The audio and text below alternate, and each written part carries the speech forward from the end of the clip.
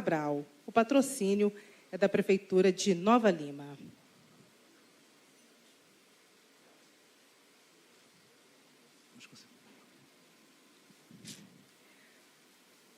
Chegou o momento do nosso primeiro debate. Nós teremos 3 ao longo dessa manhã e nós vamos convidar ao palco os nossos painelistas para discutir o tema Marco Regulatório, Desafios e Futuro Sustentável, que vai ser mediado pelo meu amigo e competentíssimo querido Márcio Gomes. Fique à vontade, Márcio. Sempre gentil, Edilene. Obrigado, Edilene.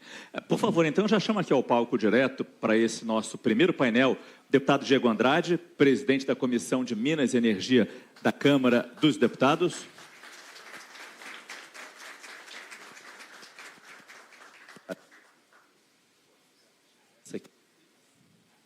Chamo também Flávio Roscoe, presidente da FIENG.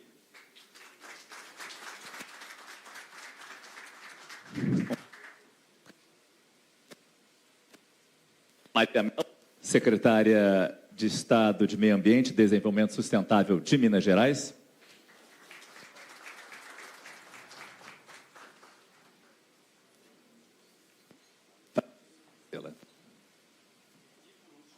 E, por último, Dr. Leonardo Guimarães, Founding Partner da GVM Advogados.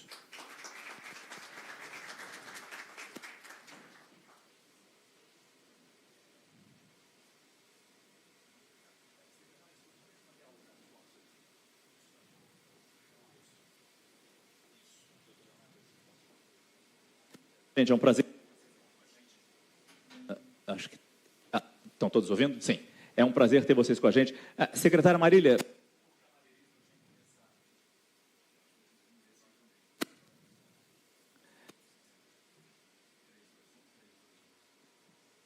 Três, dois, um, 3, 2, 1, 3. Eu começaria com a senhora, secretária, mas só vou pedir licença para começar com o deputado Diego, já que é um momento bastante delicado que vive o Congresso Nacional, a gente vê como essa polarização tem dificultado as negociações e a tramitação de pautas realmente relevantes para o Brasil. O senhor, como presidente da Comissão de Minas e Energia da Câmara, talvez falte isso para a gente, olhar mais para as comissões, olhar o trabalho das comissões, ver o que está sendo tocado por lá e, claro, torcer que isso comece uma tramitação, torcer que isso realmente saia do papel os projetos que vocês fazem lá. Recentemente, o ministro Fernando Haddad, ministro da Fazenda, disse: este ano sai o marco regulatório da mineração. Eu pergunto para o senhor como é que está essa visão dessa possibilidade de termos realmente um marco regulatório e, claro, o trabalho da comissão, acho que é o momento ideal para apresentar isso. Bom dia. Bom dia a todos. É fundamental que a gente avance, né, com essa questão do marco. Eu costumo dizer que o Congresso não é fácil, o trabalho diário, especialmente nesse setor de mineração, que ele está muito presente em Minas e no Pará. Então, a gente sente, a gente acompanha, os nossos estados têm um impacto muito forte, mas os outros estados não têm.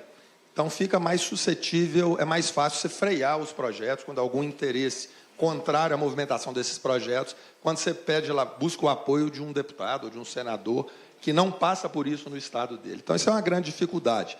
Nós tivemos uma oportunidade importante quando lá do impeachment da presidente Dilma, então o presidente Temer chamou a bancada mineira, eu já era deputado, para poder fazer avançar algo para Minas Gerais. Conversou com toda a bancada e a gente sabia da dificuldade do país naquele momento e a gente colocou de forma clara para ele. Falou: presidente, nos ajude com uma medida provisória para melhorar essa questão da mineração. Minas Gerais, ela sofre muito com isso, desde a privatização da Vale, quando o Fernando Henrique, claro, caminhou para a privatização e baixou ali o percentual da Cefem, a Lei Candir veio tirando a arrecadação, isso sangrou o estado de morte. Já passou governo de direita, governo de esquerda, e o estado ainda tem suas finanças muito comprometidas.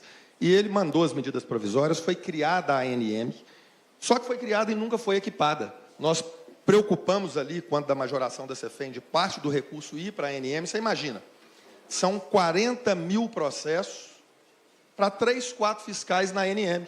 Ou não vai andar, ou nós vamos ter escândalos de corrupção, como nós assistimos todos aí, de forma triste, nos últimos dias. O que mais precisa para avançar?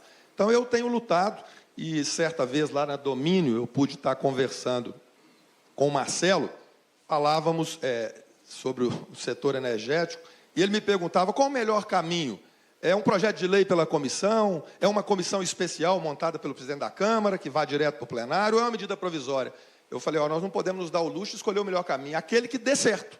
Então, seria muito bem-vinda, sim, uma medida provisória para poder agilizar esse processo. Porque eu vi, ao longo dos anos, muito parlamentar segurando o marco para ele não votar. Você imagina que tem um marco para montar a comissão especial que está parado desde 2013.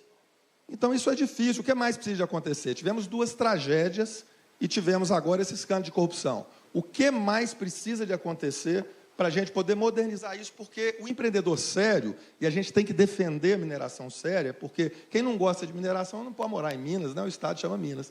A gente precisa efetivamente de estruturar a agência. Então, um apelo, né, ao governo federal, ao meu amigo, ministro Alexandre, então 200 fiscais para serem contratados, para colocar isso como prioridade número 1, para equipar a ANM, para a gente ter gente lá fiscalizando e dando respostas rápidas. Eu pretendo pautar o projeto do Júlio Lopes lá na comissão, que cria o Operador Nacional do Sistema Mineral, porque não precisa de criar estrutura administrativa grande no caso do Operador Nacional do Sistema Mineral. Basta fazer um convênio, secretária, com a sua secretaria, que tem um sistema que consegue identificar se cortou um pé de piqui na propriedade rural do produtor. Claro que vai conseguir identificar as mineradoras, acompanhar a gestão das mineradoras, aquelas que são sérias, que respeitam o volume da lavra.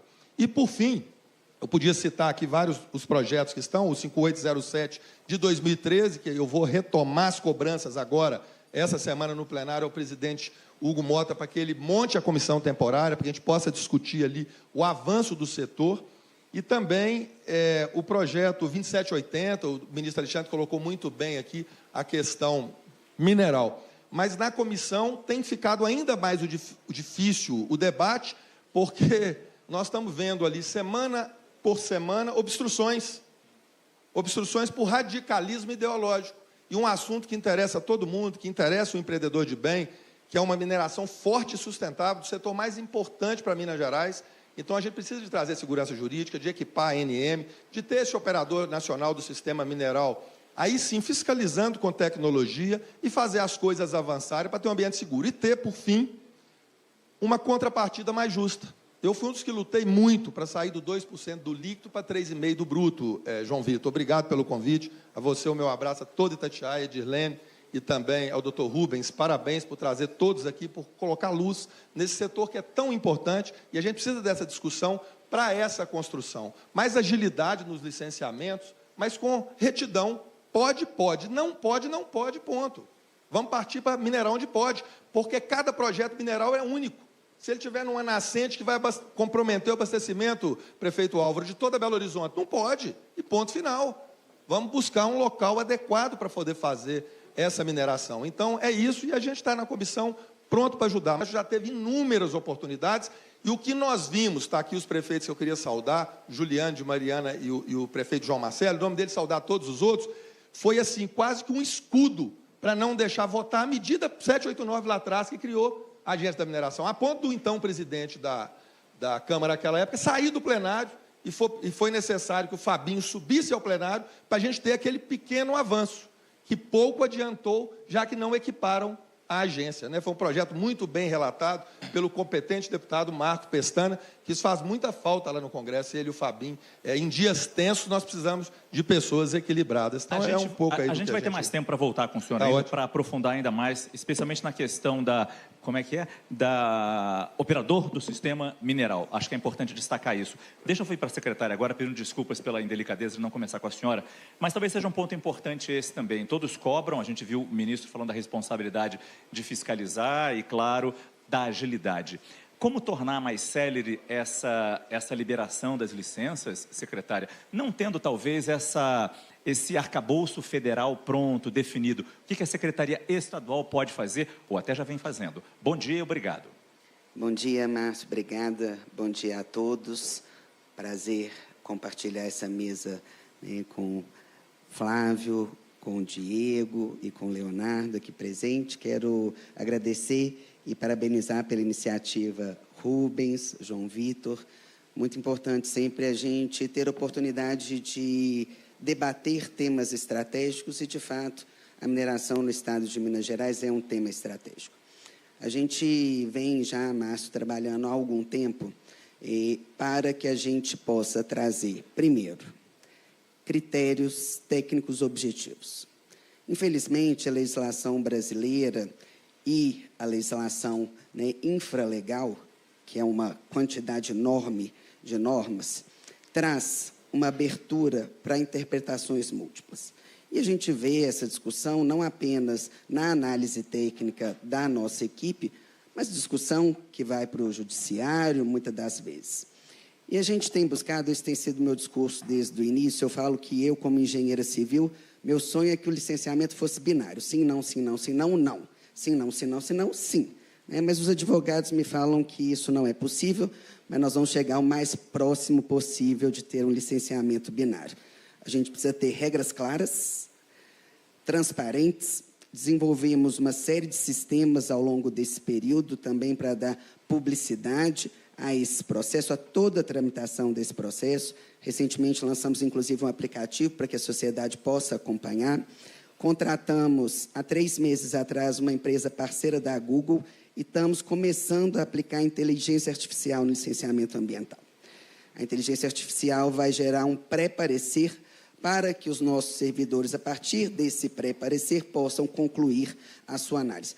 Mas a inteligência artificial, ela tira a subjetividade do processo. Além disso, temos um esforço também de revisitação das normas infralegais, aquelas que são de nossa responsabilidade no Estado de Minas Gerais. Bem, então, de forma geral, nós queremos e estamos trabalhando já com resultados demonstrados, mas ainda algumas ações a serem feitas para um licenciamento com critério técnico muito objetivo, termos de referência, com celeridade no sim ou no não. É importante que a gente tenha celeridade no sim ou no não. Desde 2024, todos os licenciamentos que entram no Estado de Minas Gerais são analisados dentro do prazo legal de análise e nós estamos evoluindo aí nesse processo. Muito obrigado, secretária. A gente vai voltar com a secretária daqui a pouco. Só colocar o senhor Flávio Roscoe agora, nesse momento do debate, porque se eu falei que o Congresso Nacional vem sendo mais lento e tramitando projetos apenas de alguns interesses, não de interesses nacionais, este ano passou no Congresso Nacional a Lei Geral de Licenciamento Ambiental. Foi criticado por algumas pessoas, mas, por outro lado, alguns veem como maneira de aumentar a segurança jurídica e até fazer essa agilização. Queria perguntar para o senhor, seu Flávio, e agradecendo sua presença aqui no nosso debate, o quanto realmente esse licenciamento ele consegue fazer essa celeridade necessária, mas com a responsabilidade socioambiental que um projeto, qualquer projeto merece. Bom dia. Bom dia. Bom dia. Vocês estão me ouvindo? Então. O projeto é um projeto extraordinário, ele ficou 20 anos sendo maturado no Congresso, o Congresso está de parabéns por entregar esse projeto para a sociedade. Ele não precariza em nada a proteção ambiental, diferentemente do que foi dito por muitos que têm interesse que o processo seja burocrático, que ele seja lento, que ele seja moroso, que ele não tenha segurança jurídica, porque toda vez que isso ocorre, há espaço para um monte de gente ganhar dinheiro. Essa é a realidade, quem paga o pato é a sociedade e os empreendedores que estão nesse ecossistema. E muitas vezes o que acontece é fomenta os empresários que não praticam práticas adequadas, porque quem está certinho está na fila, vai ficar 20 anos. E tem gente furando fila. Furando fila por quê? Porque nossa legislação é complexa e no caso do licenciamento ela nem existia enquanto conjunto. O Brasil nunca aprovou uma lei de licenciamento e o Congresso fez esse movimento agora. E, infelizmente, muitas pessoas mal compreendidas, que não entendem do assunto, ou mal intencionadas mesmo, dizem que isso é precarização ambiental. Não, precarização ambiental é não licenciar. Precarização ambiental é criar um processo moroso, um processo que é subjetivo, conforme a secretária muito bem falou, e que nós temos que trazer objetividade para algo que é muito fácil de ser feito da maneira adequada. Mas, infelizmente, no Brasil, fazer o certo é muito difícil.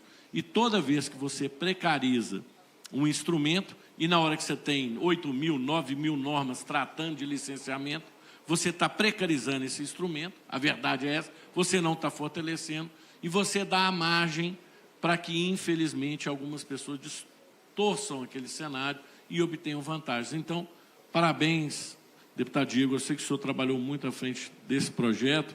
ele é uma grande entrega para a sociedade. Mas já mudou a realidade de alguma forma? Não mudou porque ele não está em vigor ainda, né? Porque tem os vetos serão apreciados. Acredito eu que uma parte considerável dos vetos será derrubada, porque é necessário que 63 vetos do presidente Foram Lula. 63 vetos que descaracterizam o espírito da lei, né? E o nosso objetivo, efetivamente, é que o setor mineral possa contribuir com a sociedade da maneira mais clara possível e mais rápida possível. Lembrando que, se o licenciamento for rápido, a inflação cai, porque vai ter mais oferta. Toda vez que o licenciamento é moroso, você inibe a oferta. E pessoas são contra a mineração. Na verdade, a gente mora, todas as casas que o Rubens faz, através da MRV, tem produtos de origem mineral. Tudo aquilo que a gente está aqui presente de origem mineral, inclusive o que a gente come, não existe sem minério. E se o custo de minerar é mais caro, nós vamos pagar, o conjunto da sociedade inteira vai pagar. O que a gente vai discutir na COP30 tem a ver com mineração também, não há contradição nisso. Agora, talvez tivemos aqui um gancho interessante para o doutor Leonardo falar sobre como essa falta de regulação impede a vinda de investidores estrangeiros. Talvez essa seja uma pegada interessante para ter com o senhor na sua experiência no seu escritório. Bom dia. Bom dia, Márcio, bom dia a todos. Primeiro, cumprimentar a iniciativa da Elos, Itatiaia, CNN, na pessoa do Dr. Rubens, o senhor João Vitor Xavier, parabéns, um evento espetacular, um sucesso, um primeiro evento e com muito sucesso, todas as autoridades aqui presentes, na figura do ministro Alexandre Silveira, do meu professor Anastasia, que eu tenho grande carinho, grande respeito, acho que todos nós, os meus colegas de debate. Eu sou sócio de mercado de capitais do escritório. A gente fez, direto e indiretamente, alguma coisa em torno de 8,5 bi de dólares nos últimos 3 anos. Quando eu digo direto e indiretamente, é prestador de serviço e mineração diretamente. Então, o que nós fazemos é encaminhar um investimento, quer seja um investimento vertical, ou seja, fundos, compradores, um buy-side, ou um investimento horizontal, ou seja, mineradoras que compram mineradoras. Então, a gente efetivamente vê esses gargalos e a gente vê quais são as dificuldades efetivas e como esses problemas que estão sendo debatidos aí, eu sou quase um estrangeiro aqui, mas eu sei precificar. Ou seja, eu sei o que numa due diligence vai ser comprometedor com relação ao valor do asset, ao valor do minério, ao valor da empresa. Então, o senhor traz o número que o seu Flávio disse que acontece, o impacto. E o que a gente pode dizer é a desorganização legislativa torna o setor, que por um lado é muito atrativo, né? Minério de ferro, não preciso dizer que os deals são enormes. Metais raros, hoje em dia, a gente tem uma comitiva da China aqui com um cheque de 2,5 bi para fazer negócio. Mas a gente esbarra muito o que a gente chama de due diligence, né? Na diligência legal. Quando a gente chega na diligência legal, às vezes o minério é muito interessante, mas o arcabouço tanto o arcabouço é difícil, quanto alcançar as métricas, alcançar os critérios regulatórios também são quase impossíveis hoje. Então, o que acaba gerando um movimento muito horizontal, ou seja, mineradoras que compram de mineradoras, mas, por outro lado, desvaloriza o ativo dos senhores, né? Porque poderia haver um movimento não apenas horizontal, mas também um movimento... Hoje, os fundos, há uma liquidez mundial estratosférica. Tem um fundo de velhinhas do Canadá que tem um cheque de 20 bilhões de dólares. Quer dizer, o que seria isso para as empresas aqui que, às vezes, vendem horizontalmente? Então, nossa contribuição aqui é dizer que é muito importante o trabalho do doutor Diego no Congresso, o trabalho do Dr. Flávio no Congresso, da secretária. Isso é tudo muito importante para gerar valor para o setor. O setor acaba perdendo valor, e eu estou falando aqui 50%, 60%, 70%, né? Pela complexidade, e 2, pela dificuldade da aprovação de um deal, de uma venda cabo a rabo. colabora com o setor, colabora com o Brasil, no final das contas. Deputado Diego, o ministro Alexandre falou disso, agregar valor ao minério no Brasil, rendendo estímulos ao produtor. Como é que se faz isso? Qual é a sua ideia? O que tem sido debatido? Olha, a gente vê com clareza que o Brasil exporta o minério bruto, né? Em ampla maioria. A gente tem que ter, a gente sabe que isso não muda do dia para a noite, a gente tem que continuar apoiando quem exporta o minério bruto, mas tem que ter uma calibragem ali para estimular, né? Nós vivimos agora a crise nos Estados Unidos, o pessoal do GUSA, que tem uma dificuldade danada para comprar minério. Então, a gente precisa de criar clareza e vantagens competitivas para a gente agregar valor na cadeia aqui, ainda mais estamos discutindo aí transição energética, né? A mineração no foco principal das discussões mundiais. Então, eu concordo com o Leonardo. No Congresso é muito difícil, eu costumo dizer, doutor Rubens, que é como ministra Anastasia, empurrar um ônibus na subida. O senhor esteve lá, o senhor sabe. E, infelizmente, no setor mineral, de vez em quando vai alguns lá para apertar o freio do ônibus, para a gente não conseguir tocar para frente. Então, porque certamente interessa a alguns atores que nada se mude, né? Basicamente, aqueles que trabalham à margem da lei. Mas aqueles sérios, os investidores que querem encontrar um ambiente seguro, nós temos que fazer avançar realmente essas questões. E, na minha avaliação, uma maneira simples, talvez, seria uma modulação da CEFEM, né? Eu não acho que a mineração tem que dar contrapartida só quando tem tragédia. O Estado está em dificuldade, nós estamos precisando de valorizar, né? Equipar o Estado, nós precisamos da segurança pública mais forte, questão de saúde, e a mineração, ela é pujante, né? Pela primeira vez o agro aí empatou, passou um pouco, mas a mineração ainda está ali puxando essa linha, Fernando. Então, a gente precisa de talvez ter essa modulagem. Olha, você quer levar o minério, você quer escavar e levar embora? A CEFEM é 10. Você quer agregar valor aqui? Aí você vai ter uma CEFEM reduzida.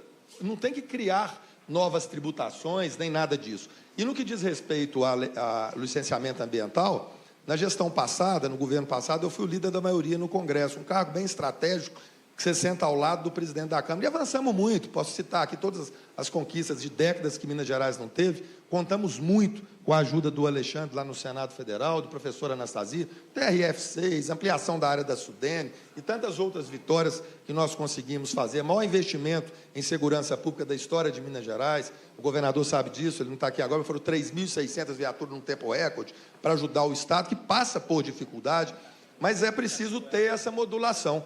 Aí, da forma que isso vier, eu já estou daquela fase, é da forma que for possível.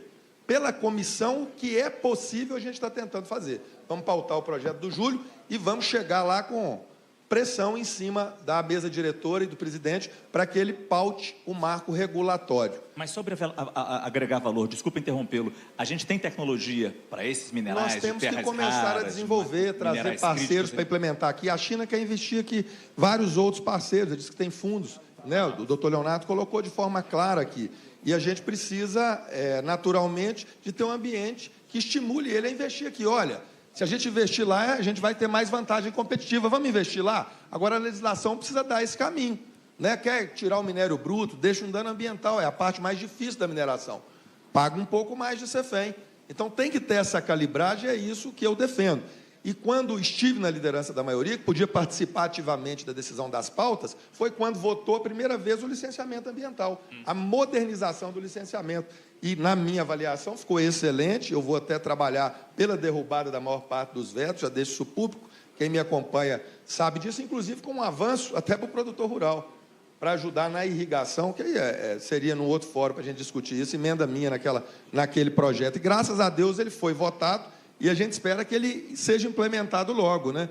Cabe aí ao presidente do Congresso Nacional, Davi, pautar esses vetos logo, a gente apreciar os vetos e aí já ter uma regulamentação rápida para o setor produtivo poder ter as leis um pouco mais claras. Então, nesse ponto de licenciamento, o Congresso fez a parte dele. E na parte de agregar valor, eu acredito que é com a modulação da CEFEM que a gente vai conseguir isso. Deixa eu passar para a secretária Marília para ter bem diretamente da senhora, secretária, se tem um plano para integrar tudo num único processo, com uma decisão final. A gente sabe como são diferentes órgãos que precisam ser questionados e esperar a licença. De alguma forma, a gente consegue integrar isso? Bem, Márcio, excelente pergunta. O licenciamento ambiental, ele, aqui no Estado de Minas Gerais, há algum tempo a gente já trabalha com um olhar integrado de regularização dentro das outras autorizações que são nossas competências, ou seja, uso da água, intervenção florestal, Mas o processo de licenciamento ele é instruído com documentos de outros órgãos, que nós chamamos de órgãos intervenientes. No caso da mineração especificamente, tudo inicia na ANM, né, com a autorização de lavra. Mas, dentro do processo de licenciamento, nós temos órgãos de patrimônio, órgãos ligados, né, ao apoio das comunidades tradicionais, que são processos externos ao órgão ambiental, mas precisam ser instruídos. Dentro da nossa competência legal, né, isso já é feito, então, dentro daquilo que é nossa responsabilidade, mas órgãos de outros poderes, né, infelizmente, a gente não tem ascensão sobre a competência deles. Quanto tempo, em média, leva-se uma autorização? É uma pergunta difícil, eu sei, mas só para ter uma noção. Bem, a gente tem alguns tipos de licenciamento, né? O licenciamento convencional, o licenciamento trifásico. O licenciamento convencional pode ser concomitante, ou em 2 fases ou em 3 fases, e tem o licenciamento simplificado. Então, nós vamos depender do tipo de licenciamento. O que nós temos? Os prazos legais de análise. Então, o prazo máximo, que é o licenciamento trifásico, em cada fase da licença, é 1 ano, né, de análise prevista. Como eu disse, nós assumimos a secretaria, tínhamos um grande passivo de licenciamento ambiental, o que é um problema, como o Flávio muito bem colocou, né? Um mundo atrasado, processos atrasados, esses processos até então físicos, inclusive, nós precisamos naquele momento tratar todas essas questões. Então, o processo de licenciamento ambiental foi tratado nesse período. Hoje nós temos um passivo que naquela época era aproximadamente 3.000, hoje são 290, e com planejamento de conclusão desse passivo até o ano que vem. A gente termina o passivo de licenciamento ambiental. E a gente coloca todos os licenciamentos dentro do prazo legal de análise. Desde 2024, todos os processos que entram já cumprem. Os mais simplificados aí vai até 90 dias. Seu Flávio, tem esperança, pelo que o senhor está ouvindo aqui, pelo que tramita no Congresso Nacional, da gente levar melhores resultados com uma legislação bem feita para os municípios mineiros, especificamente? O governador Romeu Zema e a secretária Marília fizeram um trabalho, vem fazendo, muito grande na secretaria para dar celeridade nos processos, sem, obviamente, atendendo aí todas as exigências ambientais, sem mitigar nenhuma exigência ambiental. Mas ainda temos a evoluir. O Estado está fazendo uma lei de otimização dos seus procedimentos, né, e das nossas normas, tentando reduzir as normas nessa otimização, para ficar o sim, não, que a secretária tanto desejou aqui, é isso que nós queremos também. Com isso, eu acredito que vai ficar mais fácil de se manter o licenciamento dentro do prazo. E com a alteração do licenciamento ambiental, feita no espectro federal, essas duas forças somadas, elas vão impulsionar em muito o setor em Minas Gerais e no Brasil. E acredito que, fechando aí com o que o Leonardo falou, essa ação ela vai ser fundamental para que o valuation do setor seja o adequado. Porque hoje os resultados de muitas empresas são bons, mas o valuation é muito baixo.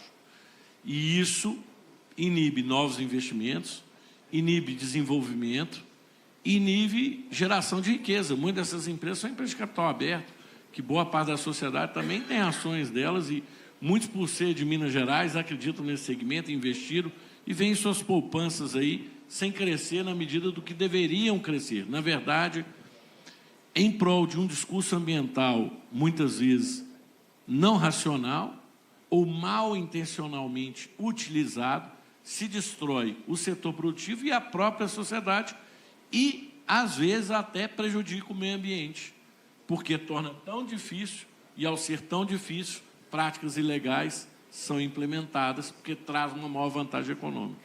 Se isso não ocorrer, nós vamos proteger mais o meio ambiente e vamos gerar valor para toda a sociedade. A gente tem um cálculo de quanto o Brasil está perdendo por causa disso? É absurdo. A lei de cavidade, só a lei de cavidade, que eu não estou dizendo de processo, só a lei de cavidade, que tem padrões completamente distantes do resto do mundo, ela destrói talvez 2 trilhões de valor no setor mineral brasileiro. Por quê? Você tem minas que estão lá existentes, em operação, já tiveram todo o impacto ambiental, todo o impacto, já tiveram todo o impacto de logística, beneficiamento, tudo instalado.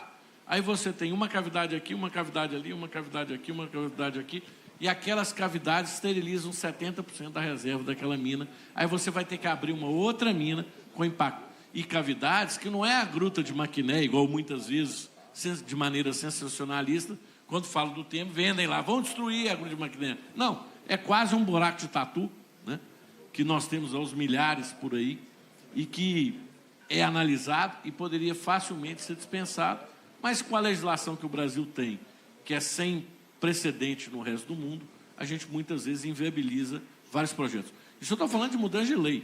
Eu não estou falando aí, só aí destrava trilhões de valor em operações existentes. Eu não estou falando de novas operações. Isso talvez seja um ponto interessante da legislação brasileira e se a gente compara com outros países. O senhor tem como fazer essa comparação para a gente, doutor Leonardo? Como o senhor Rubens falou, na Austrália, como é vista a mineração. A gente consegue fazer uma comparação como essa, como outras legislações? Eu lembro, recentemente na CNN, a ministra Simone Tebet deu uma entrevista e ela disse muito claramente, a gente não pode ficar sentado ou deitado em berço esplêndido com os nossos atrativos, com os nossos potenciais. Se a gente não correr atrás, outros países vão cobrir a gente, vão substituir a gente, seja no fornecimento de comida, seja no fornecimento de mineral. Por isso que eu peço esse seu conhecimento, doutor Leonardo, sobre outros países que têm ou não uma legislação mais moderna, segura e moderna. Eu acho que, basicamente, os que todo mundo conhece e nós já vimos e já fizemos a operação. Canadá, qual a grande vantagem do Canadá para o Brasil? É que lá as decisões são centralizadas. Os órgãos são menos, o número de órgãos é menor, então as decisões são mais fáceis, rápidas e centralizadas. Há mais perspectiva do que vai acontecer. E agilidade. Acho que lá existe um time frame definido que faz com que... Onde é isso? No Canadá. Ah, no Canadá ainda. Mas veja bem, o Canadá é um grande canalizador de dinheiro para operações no mundo inteiro. Porque eles fazem... Bom, não vou entrar em detalhes, mas assim, o dinheiro é muito canalizado no Canadá para fazer investimento no mundo inteiro, inclusive o Brasil. E na Austrália, que o sistema é o mesmo, ou seja, é mais centralizado e há um time frame definido para que se aprove. Isso, para nós, por exemplo, vou dar um exemplo prático. Um fundo de São Paulo montou uma posição de 1,2 bilhões de dólares. Eles trabalham com infraestrutura e têm interesse em fazer investimento em mineração, geral. Eles já estão dispostos, porque eles fazem estatuto específico para cada operação, eles já estão dispostos a flexibilizar a due diligence. Eu nunca vi isso. Não consegue. Eles falaram assim, na captação, no disclaimer, eles falam, não iremos obter todas as licenças para fazer o closing do projeto.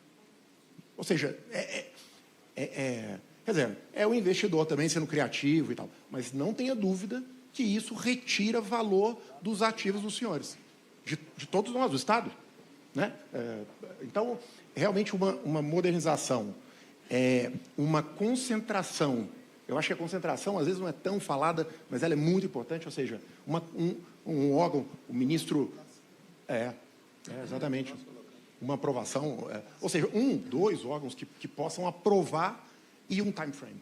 E isso geraria, de novo, isso impacta, o Flávio falou muito bem aqui, isso impacta em múltiplo de valuation. Né? Secretária, isso seria possível? A senhora pensa que isso, discutindo-se em Brasília, isso seria possível a gente chegar nesse arcabouço perfeito? Bem, eu acredito que sim, né? As legislações elas precisam de fato ser aprimoradas. E volto a dizer, o grande problema que eu vejo no licenciamento ambiental é o espectro interpretativo amplo das normas ambientais. Nós precisamos definitivamente, né, acabar com isso. A gente falou muito sobre licenciamento, mas eu queria, Márcia, aqui aproveitar e falar também sobre a importância de potencialização de fiscalização, né? Hoje, até esse processo complexo de licenciamento, ele nos demanda alocar muita equipe no licenciamento, o que nos deixa, né, com uma equipe diminuída que poderia estar fazendo fiscalização, mas como o processo é complexo, está fazendo licenciamento. Até referenciar em centralização, eu também tive a honra de trabalhar com o professor Anastasia, que criou uma subsecretaria de fiscalização integrada na Secretaria de Meio Ambiente, para potencializar essa integração e uma fiscalização forte e independente. Deputado Diego, vamos voltar então nessa questão do operador do sistema mineral. Como funcionaria isso? E no que realmente mudaria todo esse quadro que a gente está discutindo aqui? Olha, é uma tendência, quando a gente vê um problema, a gente colocar, olha, mas precisa de uma lei nova. E o Brasil tem, talvez o problema seja até o excesso de legislação em muitos segmentos. O que está faltando, basicamente, é colocar em prática o que já está aprovado. Nós já temos uma agência que precisa de ser equipada. Pronto. Se ela tivesse equipada e tivesse com a estrutura que merece ter, nós pensamos, na época da votação, até no recurso para ela se estruturar, para não mexer no caixa da União. A própria CEFEM, que naquele momento teve um pequeno ajuste, ela já tinha parte que deveria ir. Pensamos nos municípios impactados, então foi um avanço muito grande naquela época. Mas tem que colocar em prática, doutor Paulo. Prazer estar aqui com o senhor. Até hoje, nós não temos implementado a agência. Na realidade, é um DNPM que mudou de nome. Está lá aquela estrutura que não anda para frente nem para trás. E nós, deputados e prefeitos, está aqui a ex-prefeita Isa, a deputada Carol, é o tempo inteiro. O produtor de areia bate lá no gabinete. Ô, deputado, pelo amor de Deus, o processo está parado. Pior que a gente não sabe nem como é que é a fila. Então, eventualmente, você faz um contato ou com a secretária, olha, tem esse processo, está parado, não está parado. Não é para passar na frente. O bom é que todos os processos andem. Olha, esse não pode por isso, esse pode. Com segurança jurídica e com clareza. Porque é necessário, sim, o licenciamento. E essa legislação do licenciamento ambiental, na minha avaliação, ela é fantástica porque determinados órgãos, como eles não têm tempo, às vezes, para poder dar uma resposta, eles simplesmente sentam em cima e inviabilizam projetos muito estruturados. Então, tem no licenciamento ambiental a aprovação tácita, ele tem tempo para se manifestar no processo. Ele não pode simplesmente não falar nada e sentar em cima. Nós temos, por exemplo, lá no Ceará, o projeto Santa Quitéria, foi discutido esses dias na comissão, ministro e governador Anastasia. Nós estamos lá há mais de 10 anos com esse projeto parado. É um projeto que ajuda o Brasil na sustentabilidade da questão nuclear, é um projeto que lá também é uma potência no que diz respeito a insumos para o agronegócio e simplesmente não é analisado. Então, é muito mais do que fazer novas leis, é botar para funcionar o que já tem aí. O que eu gostei desse projeto do Júlio, não é iniciativa minha, é porque, quando você vai no setor energético, o operador nacional do sistema, você consegue ter uma visão clara de todo o sistema e tomar uma decisão, uma visão do todo. Hoje nós já temos tecnologia para supervisionar toda a mineração nacional. Já supervisionamos aqui em Minas até os produtores rurais, não é isso, Marília? Você sabe se o sujeito cortou uma árvore. Então, assim, a ideia, é claro que ele não está regulamentado, ele vai ser pautado na comissão, ele chegou recente, eu já coloquei como relator o deputado Júnior Ferrari, que é um deputado do Pará, ele sofre com isso lá também, né? Uhum. Do Pará, a mineração há menos tempo, mas já é muito forte, até ultrapassou Minas Gerais um pouquinho. Um abraço aqui para ele, como relator, para que a gente possa avançar. Mas eu sou contra só ficar criando as coisas. A ideia vai funcionar se for algo para funcionar como operador nacional do sistema elétrico, né? E fornecer informações para todos os órgãos, para decidir para os prefeitos, enfim, para que todos nós, para o cidadão, possa conhecer exatamente como é que é a planta da mineração, como é que está avançando, como é que cada mineração está tocando para diante do seu projeto, para que as coisas aconteçam com clareza, e é o que precisa. Com 4 fiscais, gerenciando 40 mil processos, e do jeito que é hoje o licenciamento, nós não temos como ter uma mineração de qualidade. E eu finalizo aqui essa intervenção agora, falando de um ponto importantíssimo, que é a sonegação que existe da CEFEM por não ter fiscalização. Você pode sentar com um amigo, o presidente hoje é o Marco, eu não sei se ele está aí, se tiver, um abraço para ele, se estiver nos assistindo. É fundamental ter essa fiscalização, até para a gente não deixar ter sonegação, porque é um prejuízo muito grande para um Estado que está com as contas em dificuldade. Não pode ter, e fica uma concorrência desleal com aquele que trabalha certo e não sonega. Então, tem que, primeiramente, equipar essa ANM.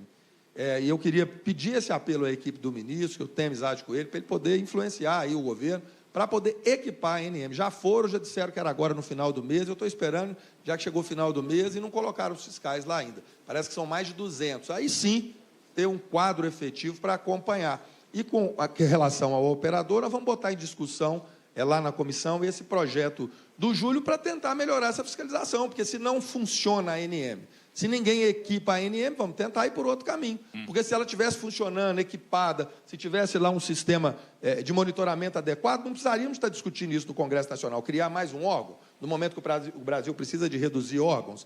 Então, é uma tendência, eu falo que o Congresso Nacional, meu avô usava muito essa expressão, virou a geni do negócio.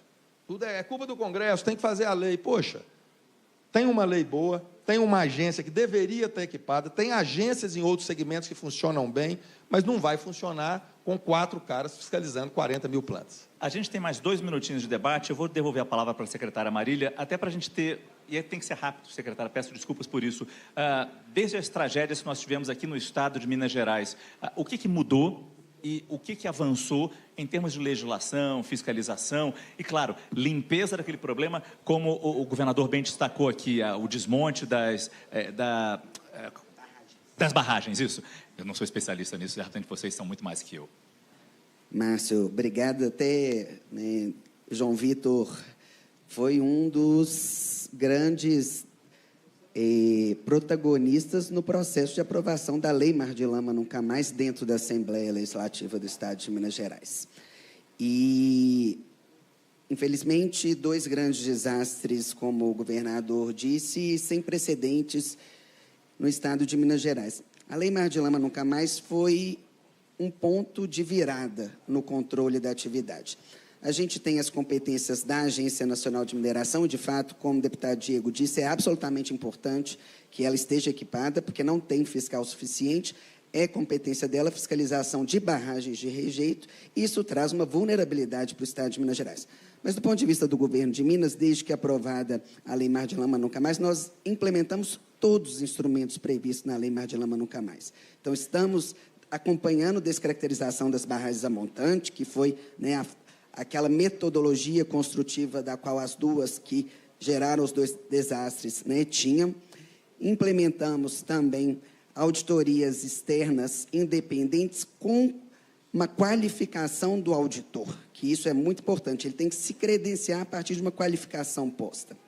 Também implementamos o calção ambiental para que a gente não corra risco de uma empresa, ela venha um processo de falência ou alguma outra coisa e deixa aquele passivo para a população, e os planos de ação emergencial. Então, a Lei Mar de Lama, de fato, foi um marco e hoje devidamente implementado, o que traz uma segurança grande para a nossa população. Muito obrigado, secretária. Palavras finais agora, doutor Leonardo, rapidinho. O Márcio, você falou que o setor corre atrás. Eu vou falar, tem uma frase que eu acho muito legal, nós temos que correr na frente. Temos que correr na frente. E existe uma oportunidade hoje no Brasil que é terras raras. Realmente muitas vezes o Brasil fala, o país do futuro, mas assim, com pouco esforço, terras raras pode ser, ou minerais preciosos, né? Enfim, podem ser um game changer do Brasil. Realmente há um interesse enorme. E há empresários... Interesse, inclusive, de Donald Trump. Há empresários mineiros que já tentaram fazer projetos, mas eles esbarram na utilização. A coisa que eu mais vejo é esbarrar na utilização, por incrível que pareça, porque exige uma internacionalização para que se utilize bem o minério. Então, meu heads up, minha sugestão fica aqui, minha provocação para todos os players do setor um olhar atento, carinhoso para esse setor e com um quê de internacionalização para buscar justamente a colocação do produto. Seu Flávio Rosco, suas palavras finais. Eu acho que o que é fundamental é a comunicação, então, nesse sentido, queria parabenizar aqui o Rubens e o João Vitor por essa iniciativa. Compartilho da importância das terras raras. A FIEM comprou, à época, o Thiago Toscana, presidente da Codenge, ela comprou o laboratório de terras raras, e hoje nós temos a única planta de ímãs permanentes terras raras do Hemisfério Sul, está aqui em Minas Gerais, um dos maiores projetos de P&D aprovados pelo Brasil, está em curso hoje. Então, temos aí tecnologia de ponta aqui no nosso estado, mas toda a mineração ela tem esse apelo tecnológico, só não mostra, né? Então, quero parabenizar aqui a todos os mineradores presentes por esse extraordinário trabalho. Não poderia deixar de cumprimentar aqui o ministro Antônio Anastasia, que durante anos aqui liderou o nosso Estado e agora contribui com o Brasil. E também o nosso Procurador-Geral, Paulinho, que vem fazendo um bom trabalho, um extraordinário trabalho. E essa parceria entre todos os órgãos, o Legislativo, o Executivo, através da secretária Marília, que também, juntamente com o governador Romeu Zema, vem brilhando em defesa do setor produtivo e também do Ministério Público, do setor produtivo de maneira geral, dos órgãos de controle, como o ministro representa nesse momento. É através disso que nós vamos fazer a mudança dessa união emanar em prol da sociedade. Muito obrigado, senhor Flávio. Últimas palavras, deputado. Para agradecer a participação, mais uma vez parabenizar os organizadores, dizer que a gente sabe que a ampla maioria do segmento é composto de pessoas decentes, pessoas boas, que querem ter uma legislação clara para seguir em frente, mas é preciso ter em prática, né, as ações que já foram votadas, como eu disse aqui. Uma atenção especial, Marília, fica aí um alerta para a Secretaria e também ela dê as mãos aí para o CREA, para o CONFEA, porque com a proibição das barragens, e foi necessário, com as dificuldades, como que estão sendo amontoados os rejeitos a seco? Tem algum critério técnico ou estão empilhando rejeito? Então, daqui a pouco nós vamos ter outra tragédia. Então, fica essa sugestão de ter um olhar atento para essa questão, para que a gente tenha aí, né, o trabalho certo, porque, às vezes, o sujeito que está lá operando, ele não sabe nem como que ele tem que operar, ele não pode mais a barragem, mas está da forma adequada antes que aconteça outra tragédia, porque hoje não quer isso para o setor nem para os mineiros. Obrigado. Esse foi nosso painel Marco Regulatório, Desafios e Futuro Sustentável. Eu agradeço muito a presença de todos vocês aqui. A gente faz agora um rápido intervalo. Quem assiste no